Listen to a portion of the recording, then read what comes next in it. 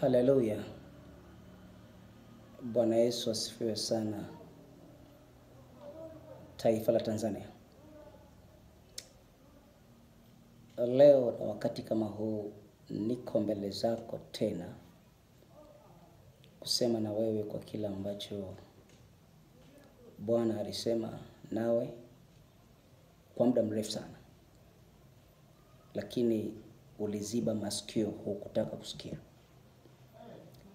Alituma kwako manabii akiwaamsha mapema walionye taifa, wawaonye wachungaji, maaskofu, viongozi wa kiroho na wakazi wa nchi ya Tanzania kwamba kuna mambo wanatenda kinyume na yeye aliyezifanya mbingu na nchi, na anahitaji toba ya kweli ya kina kutoka kwenu ili muweze kudumisha amani aliyowapa mwenyewe. Lakini inashangaza sana kwa kiburi na kujiona na kutokutaka kusikiliza waliokuonya. Kajihesabia haki ukasema mimi siwezi kupata shida, siwezi kupata madhara. Mimi nina amani, mimi nina furaha. Nakumbuka mwaka 2009 tarehe 23 mwezi wa 7, Bwana aliniamsha mapema akaniambia liambie taifa la Tanzania litubu, lirejee kwangu.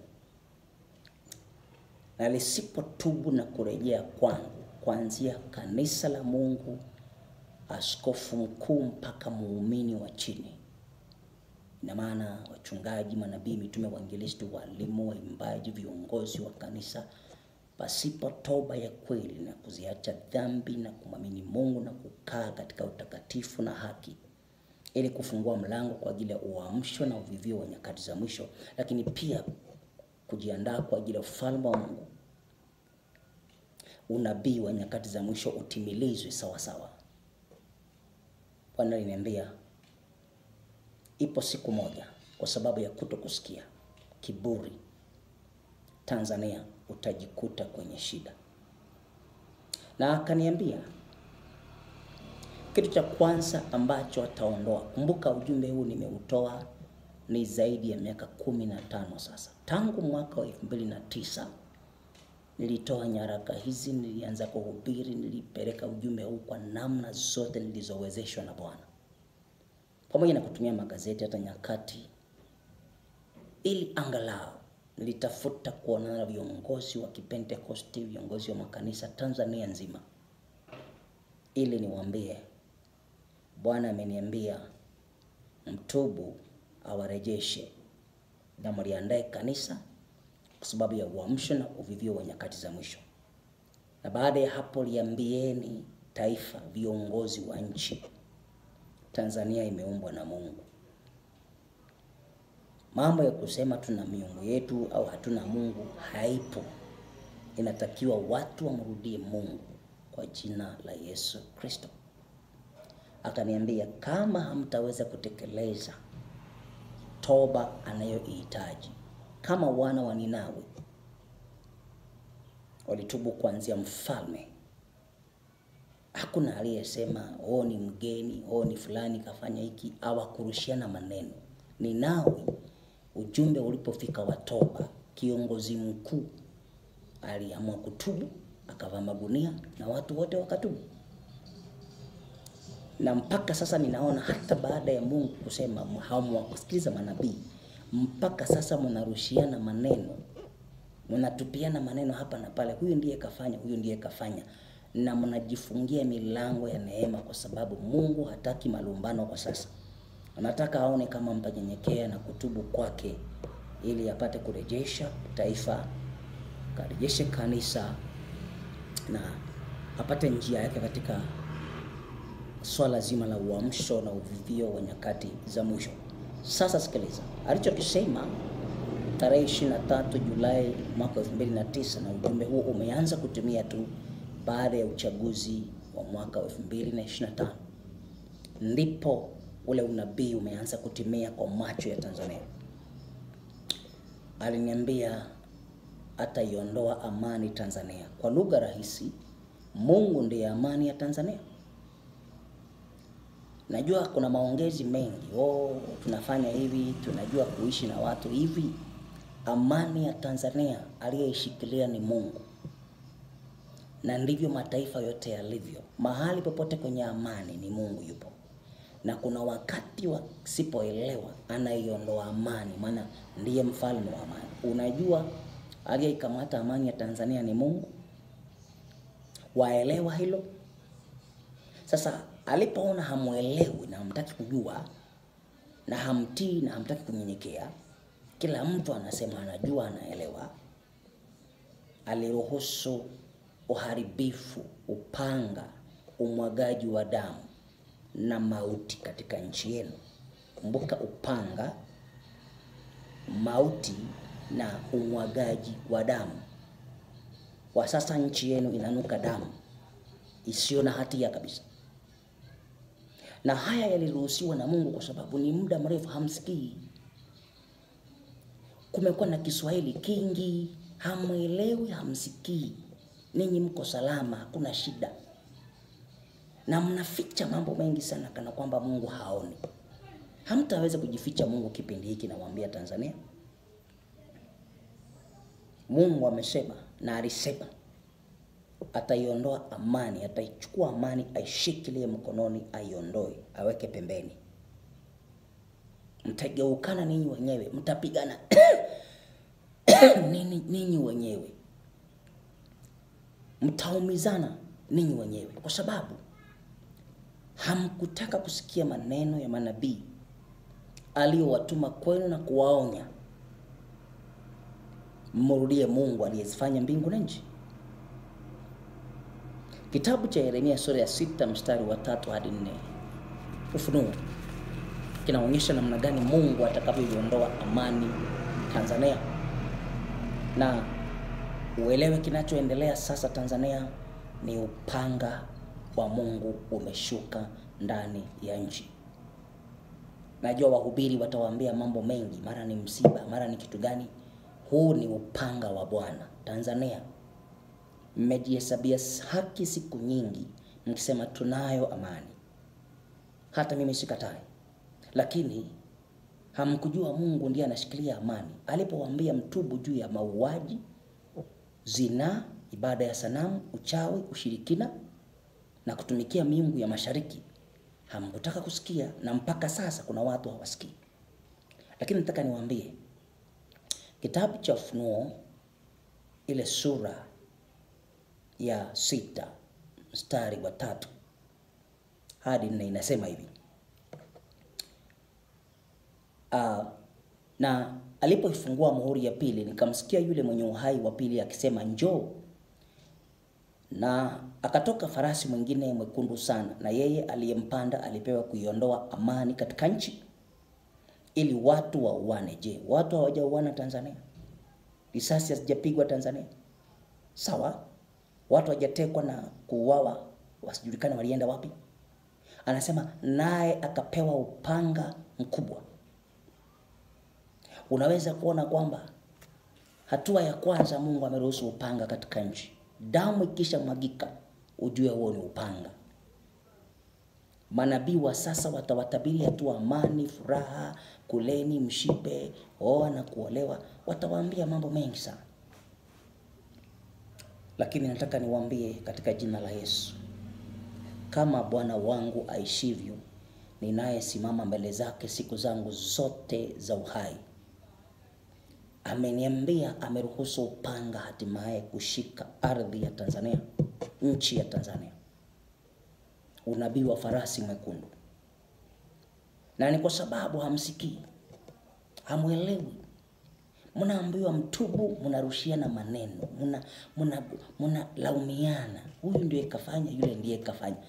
Kwa sasa hivi mkiendelea kulaumiana, nataka niwaambie hali yenu itazidi kuwa mbaya kuliko maelezo.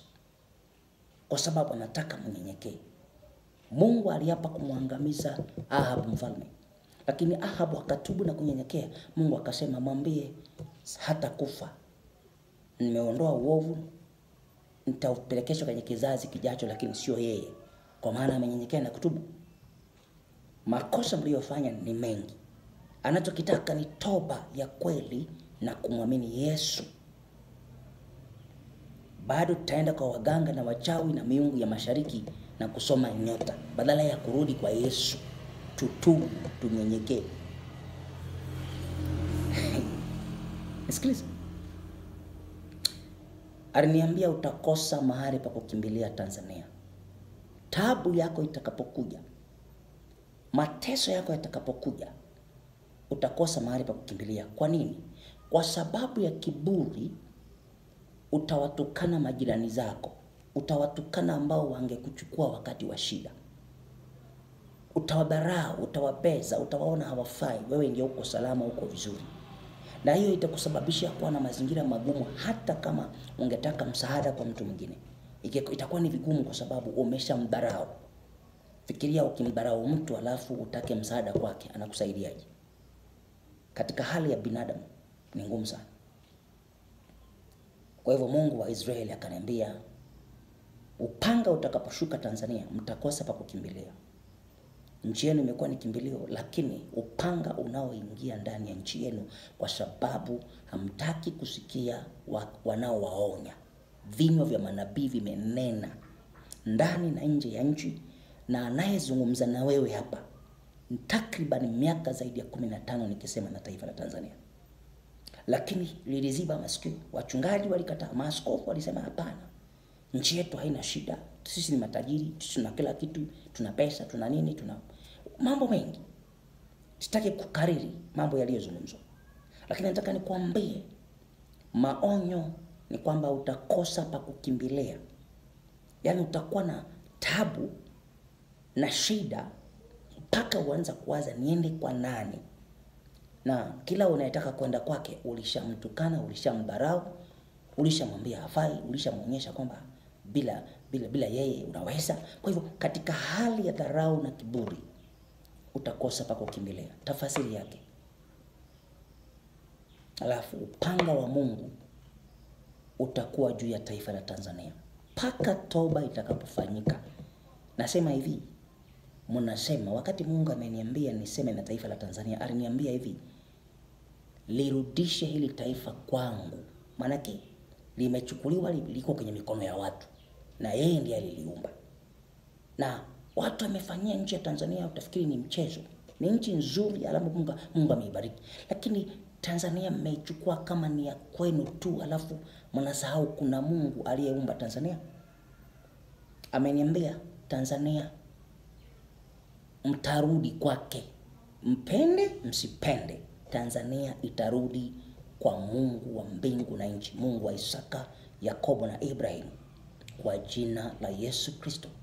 Ameniambia hakuna kumumunya maneno, siwezi kuchanganya Kiswahili, naongea Kiswahili kinachoeleweka. Mtarudi kwa Mungu, amekataa. Mtarudi kwake. Hakuna atakayesema nina miungu yangu, nina ibada zangu, nina vitu gani. Jesus Christ, Yesu anasema anataka mrudi. Na huo ni ujumbe wa upendo. Mwana ambaye baba anampenda humrudi. Kwa hivyo mmerudiwa Tanzania ili mpate kuelewa ni saa ya kutubu na kurejea kwa Mungu aliyeziumba mbingu na nchi. Bwana Yesu asifiwe. Yeremia sura ya 42. Yeremia sura ya 42. Unasikiliza vizuri sana. Yeremia sura ya 42. Neno la Mungu linasema nini? Sura ya 42. Yeremia sura ya 42 mstari wa 21. Inasema nini? Mstari wa 21. Inasema nini? Nami nimewafunulia haya leo, lakini nyinyi hamkutii sauti yangu ya Bwana Mungu wenu katika neno lote ambalo amenituma kwenu. Basi sasa jueni sasa sana ya kuwa mtakufa kwa upanga, na kwa njaa na kwa tauni katika mahali pale mtakapopatamani kwenda na kukaa. Nchi yenu upanga utaitikisa nchi yenu mpaka mfike mahali mtamani muende mahali. Lakini hapo mtakapotamani kwenda mtakufa kwa njaa, tauni, magonjwa ya kutisha ambayo mtajiuliza sasa haya ni magonjwa gani haya? Inaitwa tauni. Na alisema hii ni sababu ya ninyi kukataa kusikiliza. Mpaka sasa hata inashangaza, hamwezi kuelewa kwamba mkiona jambo lisilo la kawaida ambalo limetokea kwenu ni akili za kibinadamu tu. Unatakiwa mjue tumemkosea Mungu. Number 1, tumemkosea nani? Mungu. Tutubu, turejee, atusemee, aiponye nchi. Hii ni common sense, akili za kawaida tu. Sasa mpaka manabii wanaongea, wanasema, na mimi leo napiga kelele, bado utang'ang'ana tu. Nitakuwa sawa, nitakuwa sawa. Utakuwa sawa lini? Watu wamekufa, damu imemwagika, watu wanaugua, mioyo inauma, uchungu umejaa mioyoni, alafu nasema nitakuwa sawa tu. Toba ya kweli ili damu ya Yesu ihusike na nchi ya Tanzania. Rehema bado ipo, neema bado ipo. Geukeni mapema. Nimeona mataifa ambayo yalikaidi sauti ya Mungu. Geukeni mapema, hali yenu isizidi kuwa mbaya. Acheni kulaumiana. Unabii ulitolewa siku nyingi, lakini mlishupaza shingo, mkakataa kusikia. Angalieni, asema Bwana wa majeshi, mauti yatakukumba Tanzania. Mauti yanakuja Tanzania, yameshaingia, lakini yanakuja mauti. Hujaona watu wakifa. Na si kwamba Mungu anataka kuua. Alisema mtubu, mrejee, kuanzia kanisa, alafu taifa lirudi. Maana kila goti litapigwa mbele za Bwana na kila ulimi utakiri kwamba Yesu Kristo ndiye Bwana. Hapata kuwa na mwingine. Hizi ndio nyakati za mwisho. Kwa hivyo mauti yatakukumba Tanzania usipotubu na kurejea. Yeremia sura ya 3. Yeremia sura ya 3. Yeremia sura ya 3. Mungu atusaidie sana. Yeremia sura ya 3. Yeremia sura ya 3 mstari wa 21. Inasema, sauti inasikiwa juu ya vilele vya milima. Hamjasikia sauti ya Tanzania? Ni kulia kwao na maombolezo na maombi yao wana wa Israeli.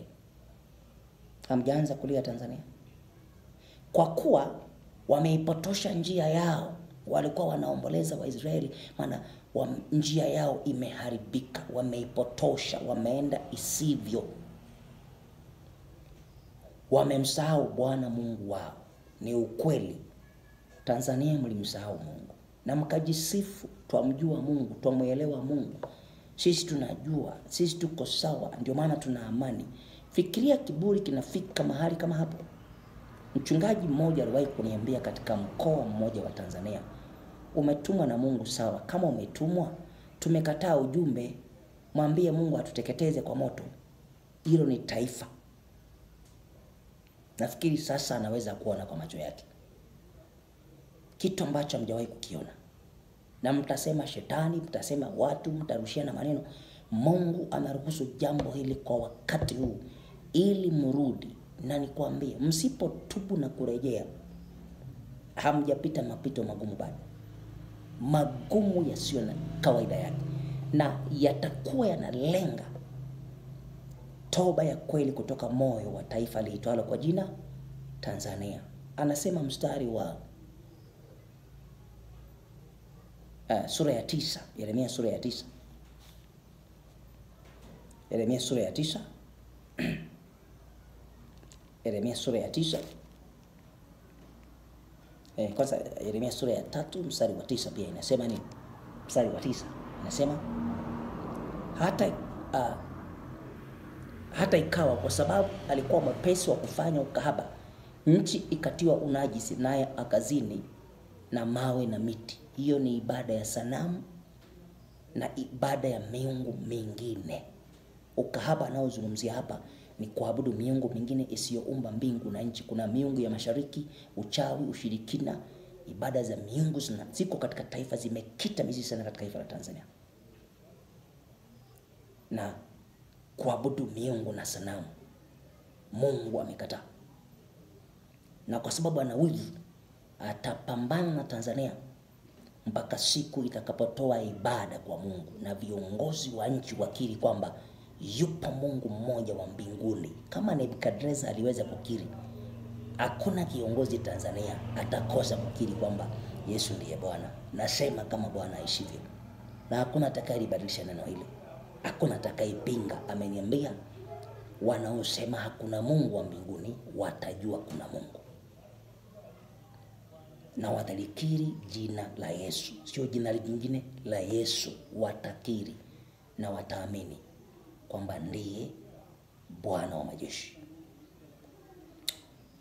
Alafu sababu ukienda Yeremia sura ya 19 mstari wa 19, sura hiyo ya Yeremia sura ya 3 mstari wa 19 inasema hivi: lakini mimi nilisema, nitawezaje kuweka pamoja na watoto na kukupa nchi ipendavyo, urithi ulio mwema wa mataifa?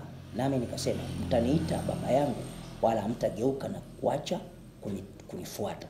Mungu alitarajia kwamba Tanzania mtamfuata yeye kwa sababu ndiye anawapa amani, lakini anawapa amani na nyinyi mkaamua kufuata miungu. Mkaamua kufuata miungu ya mashariki, mkaamua kufuata vitu vingine, ibada za sanamu, mkaendelea kuendekeza uchawi na ushirikina na uchinjaji wa albino. Yaani hivyo vikaendelea, wakati Mungu amesema alijua mtamfuata yeye. Mstari wa 21 unasema, sauti inasikiwa juu ya vilele vya milima, ni kulia kwao na maombi ya wana wa Israeli, kwa kuwa wameipotosha njia yao. Kwa nini wana wa Israeli walikuwa wanalia? Walikuwa wameipotosha njia yao, walikuwa wamechafuka, wamejitia unajisi, wakaanza kulia ili wasafishe mapito yao na Bwana. Wamemsahau Bwana Mungu wao. Walilia kwa nini? Walikuwa wamemsahau Bwana Mungu wao. Sababu ya Mungu kuihukumu Tanzania na kuleta hali ambayo ni ya upanga katika nchi yenu ni kwa sababu mliabudu miungu mingine ya mashariki, zinaa, uchawi na ibada ya sanamu. Na baada ya kufanya hizi ibada zote, Mungu alituma kwenu manabii, akawaambia, alionye taifa la Tanzania, mkajihesabia haki, mkasema, kwani mataifa mengine hayana dhambi? Kwani hayana makosa? Sisi taifa letu liko vizuri, na amani, na ushindi, lina kila kitu, lina dhahabu, lina lulu, lina nini, kila kitu mkasema. Na Mungu alikuwa anawasikiza, na hawa watu hawaelewi, hawajui na wanachokisema. Aliyeweka mipaka ya Tanzania, misingi ya Tanzania, aliyesimika nchi ya Tanzania ikaitwa Tanzania, aliyeruhusu taifa litengenezwe na mipaka yake ikawekwa, anaitwa Jehova Yahweh, anaitwa Jehova Shalom. Jina lake ni Bwana, yani Bwana Yesu Kristo. Amesema, ameruhusu hukumu ije kwenu kwa sababu hamkusikia. Mliwafukuza manabii, mliwadharau, mliwatendea hiana, mliwakataa.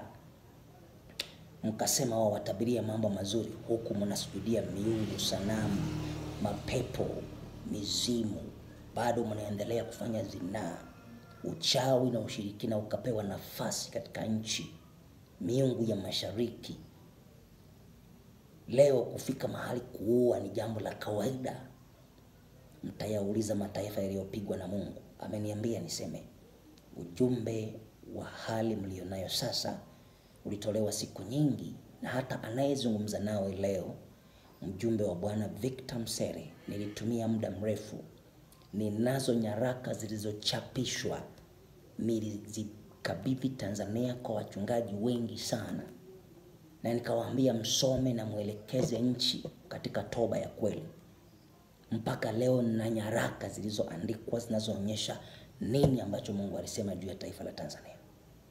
Amesema Bwana, nirudieni. Kitabu cha Hosea sura ya 6. Amesema Bwana, nirudieni. Hosea sura ya 6. Hosea sura ya 6. Hosea sura ya 6. Hosea sura ya 6. Hosea sura ya 6 inasema, Bwana amesema mwenyewe. Sikiliza vizuri. Hosea sura ya 6. Hosea sura ya 6 anasema,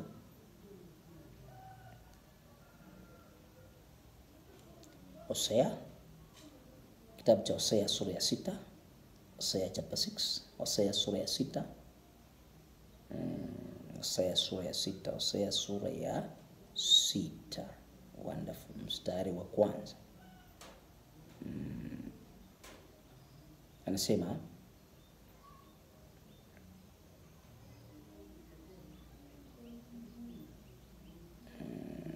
Hosea sura ya 6 anasema, nisome kwa haraka. Hosea sura ya 6,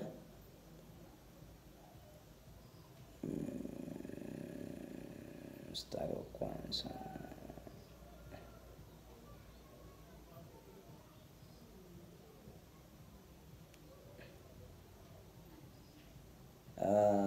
Anasema,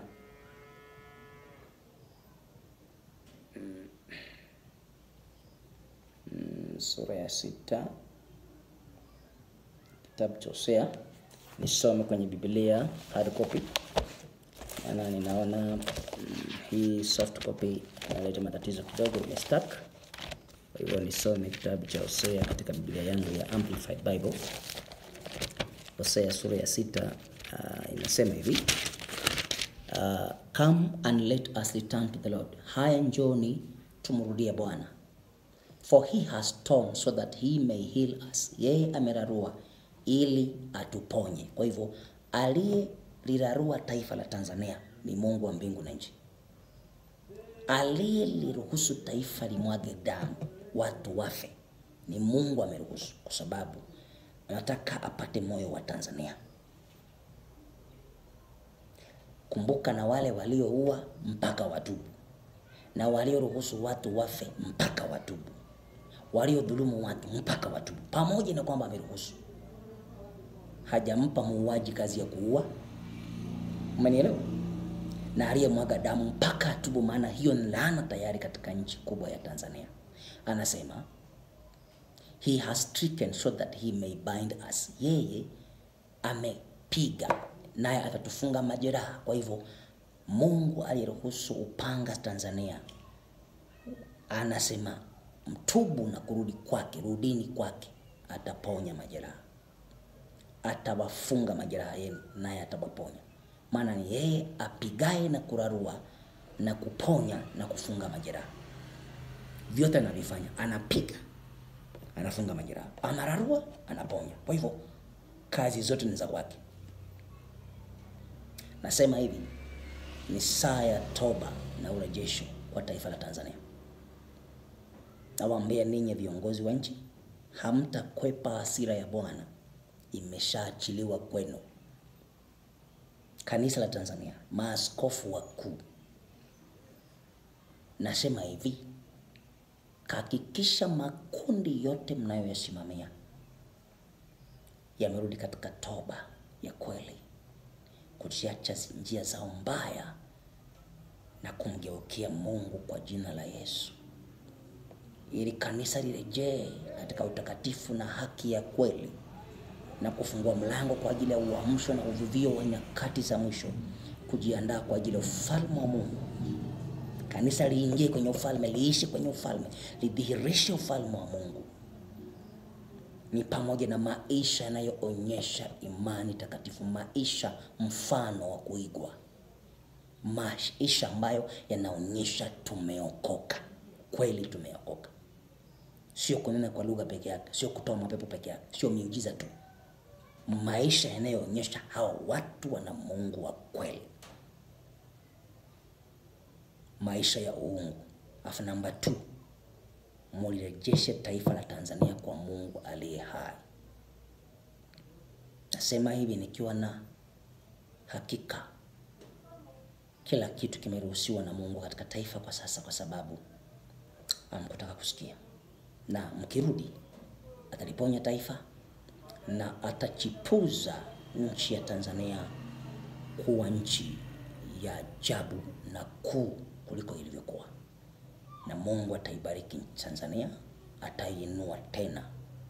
Mtasahau msiba na kilio chenu, nanyi mtajazwa na furaha. Ni baada ya toba ya kweli kutoka katika moyo wa Tanzania. Njooni tumrudie Bwana. Yeye ametupiga naye atatuponya. Yeye amerarua naye atatufunga majeraha, asema Bwana wa majeshi. Ni mjumbe wa Bwana Victor Msere. Mungu awabariki. Tanzania, Mungu anawapenda katika jina la Yesu. Amen.